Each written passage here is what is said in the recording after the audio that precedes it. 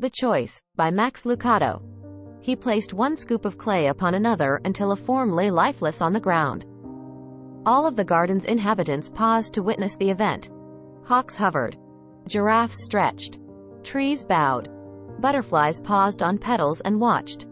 "You will love me, nature," God said. "I made you that way. You will obey me, universe. For you are destined to do so. You will reflect my glory, skies, for that is how you were created. But this one will be like me. This one will be able to choose."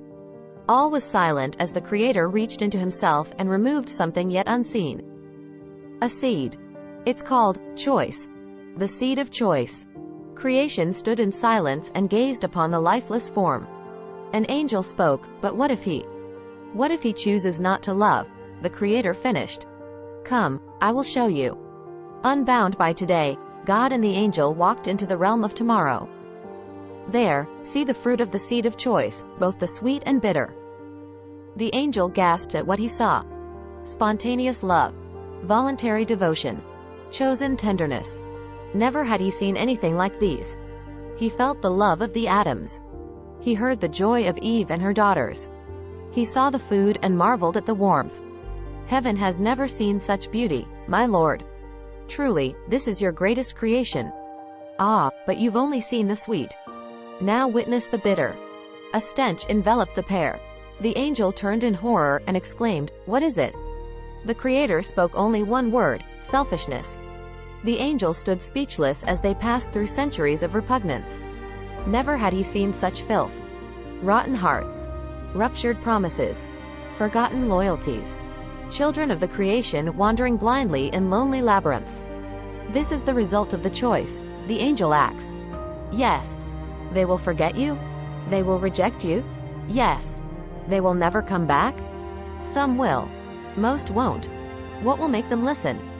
The Creator walked on in time, further and further into the future, until he stood by a tree. A tree that would be fashioned into a cradle.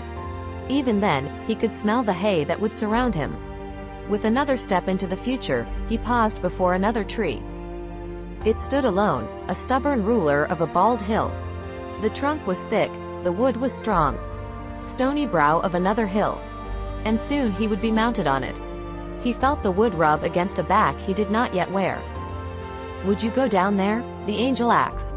"I will. Is there no other way?" "There isn't. Wouldn't it be easier to not plant the seed? Wouldn't it be easier to not give the choice?"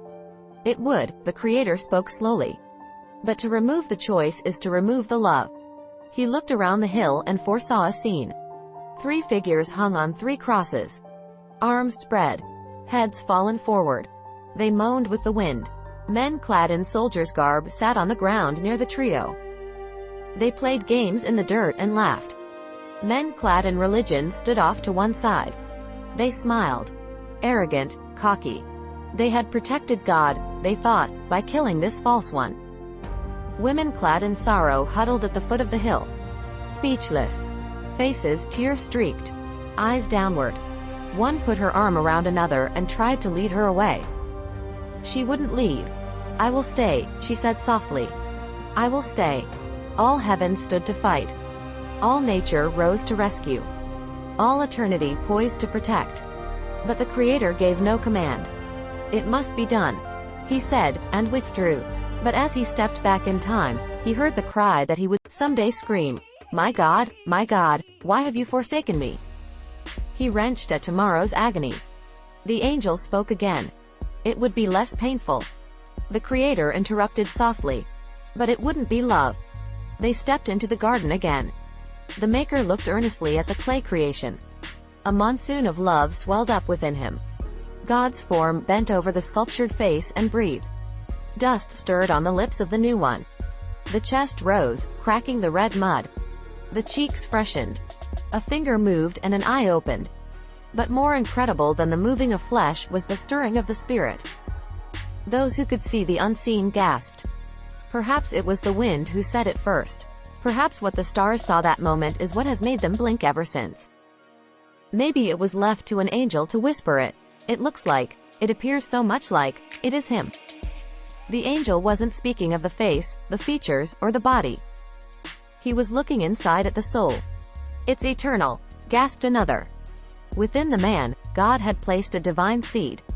A seed of his self. The God of might had created, not a creature, but another creator.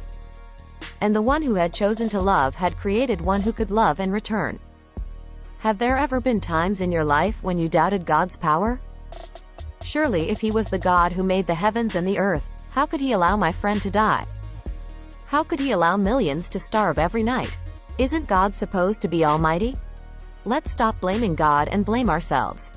He spared not even himself to bring about the salvation of man. He knew that he could lose us and yet created us. The most beautiful of all is that he gave us a choice to love him because he first loved us.